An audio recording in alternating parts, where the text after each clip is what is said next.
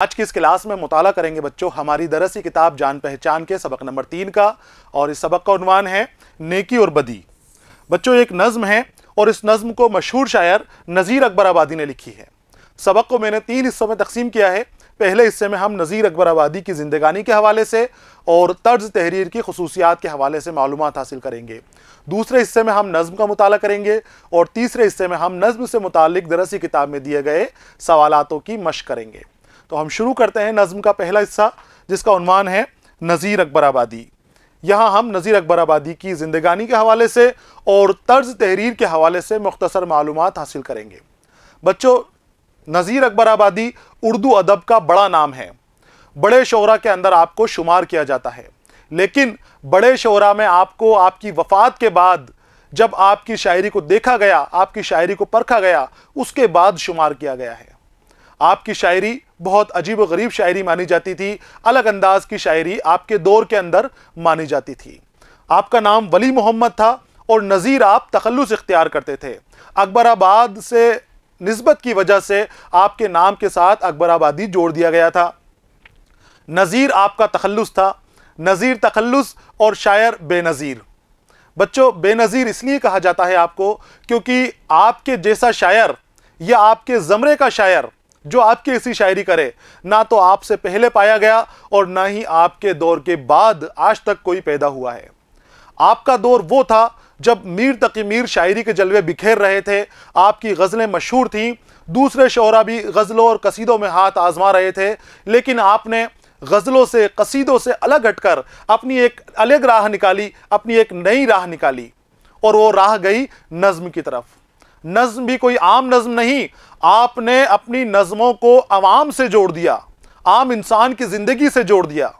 आपको मेलों ठेलों में जाने का शौक़ था, अवाम के बीच में बैठने का शौक़ था। जहाँ भी आपको जाते थे मेलों ठेलों के अंदर अवाम के बीच में जाकर बैठते थे, वहाँ आप शायराना नज़रों से देखते थे और जो भी मौजू आपको नज़र आता था वही आपकी ज़ुबान से शायरी की शक्ल के अंदर जारी हो जाया करता था। इस तरह के मौज़ूआत के ऊपर आपने शायरी की कि उस दौर के शोरा सोच भी नहीं सकते थे कि इस पर शायरी भी की जा सकती है। हद तो ये हो गई थी कि आपके दौर के जो शायर थे वो आपको शायर भी तस्लीम नहीं करते थे। इस तरह की शायरी, इतनी अजीब व गरीब शायरी आपकी मानी जाती थी। लेकिन बच्चों आपकी शायरी अवाम से जुड़ी हुई शायरी थी, अवामी मौज़ूआत की शायरी थी। आपके जो शायरी के टॉपिक्स होते थे वो आम इंसान की ज़िंदगी से जुड़े हुए होते थे। उस वक्त के जो शोरा थे, मैंने आपको बताया कि उस वक्त गज़ल की कसीदे की शायरी होती थी।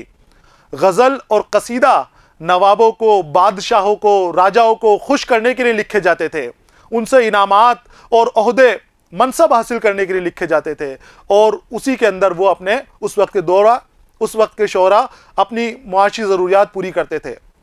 लेकिन नज़ीर अकबर आबादी ने उस रविश से अलग हट गए। उन्होंने अपनी शायरी के अंदर कभी भी निज़ाम को खुश नहीं किया, नवाब को खुश नहीं किया।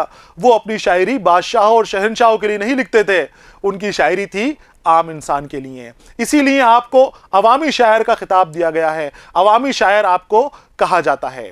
तो बच्चों इस सबक के पहले हिस्से के अंदर हम इसी मशहूर शायर नज़ीर अकबर आबादी की ज़िंदगानी के हवाले से मुताला करेंगे। शुरू करते हैं हम सबक का पहला हिस्सा कि देखिए नज़ीर अकबर आबादी का पूरा नाम वली मोहम्मद था और वो दिल्ली में पैदा हुए।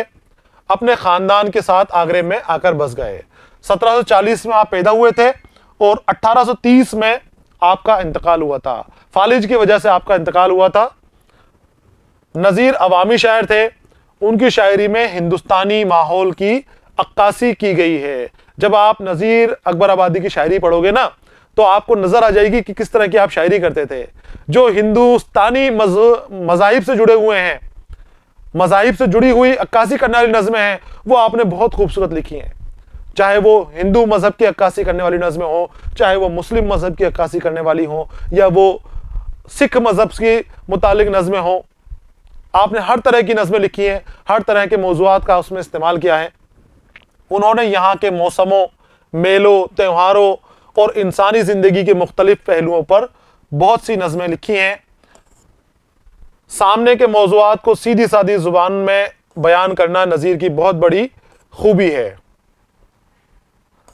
उनके पास अल्फाज का गैर मामूली जखीरा था। जो भी बात कहते थे सादा अंदाज में कहते थे, सीधी जुबान में कहते थे, इस तरह से कहते थे कि बच्चों को भी आपकी बात समझ में आती थी और नज्म आपकी दरसी तदरीस के अंदर भी काम में ली जाती हैं। वो मौके और मौजू के एतबार से मुनासिब अल्फाज का इस्तेमाल करते हैं। उनके कलाम में तासीर बहुत है, कलाम में तासीर मिलती है, क्योंकि जज्बात की अक्कासी कर देते थे वो। अब आवाम से जुड़ी हुई नज़में लिख रहे हैं तो आवाम का उनकी नज़मों से अपने आप जुड़ाव हो जाता था। जो दूसरे शोरा थे वो हुस्न और इश्क की बातें करते थे, लेकिन ये अवामी बातें करते थे और आवाम से इनका जुड़ाव हो जाता था। नज़मों के जो उनके नाम देखिए, जो बहुत मशहूर नज़में हैं, उनके उन्वान है रोटियां, बंजारा नामा, मुफलिसी, होली, आदमी नामा और कृष्ण कन्हैया का बालपन। ये उनकी मशहूर नज़में हैं। और इसी तरह हिंदुस्तान के मुख्तलिफ मौसमों, फलों और शख्सियतों पर नज़ीर की नज़में भी अपनी ख़ास पहचान रखती हैं। वो उर्दू के मारूफ शायर हैं। हर तरह के मौजू आपको इनकी नज़मों के अंदर देखने को मिलेंगे। चाहे मौसम के ऊपर नज़में हो तो वो भी नज़ीर की मिल जाएंगी आपको, फल फूलों के ऊपर आपको देखनी है तो वो भी नज़ीर की मिल जाएंगी, होली दिवाली पे आपको देखनी है तो वहाँ भी आपको नज़ीर की नज़में मिल जाएंगी, आपको शब बारात या ईद की नज़में देखनी है तो वो भी आपको नज़ीर अकबर आबादी की नज़में मिल जाएंगी, आपको ईद उल फित्र से मुतालिक नज़में चाहिए वो भी मिल जाएंगी, आपको गुरु नानक से मुतालिक नज़में चाहिए वो भी, उस मौजू के ऊपर भी नज़ीर अकबर आबादी ने नज़्म लिखी है। तो इस तरह के शायर थे, इसीलिए अवामी शायर कहलाते थे। इसी के साथ बच्चों यहाँ पर ये सबक का पहला हिस्सा मुकम्मल हो गया है। नज़ीर अकबर आबादी जो अवामी शायर थे, ज़िंदगी के मुतालिक हमने मुख्तसर मालूमात हासिल की, तर्ज तहरीर की खुसूसियात, कलाम की खुसूसियात और ज़िंदगी किस तरह से बसर हुई आपकी, किस अंदाज में आपने ज़िंदगी गुजारी, उसके बारे में हमने बात की। इसी के साथ बच्चों ये हिस्सा यहाँ पर ख़त्म हो गया है।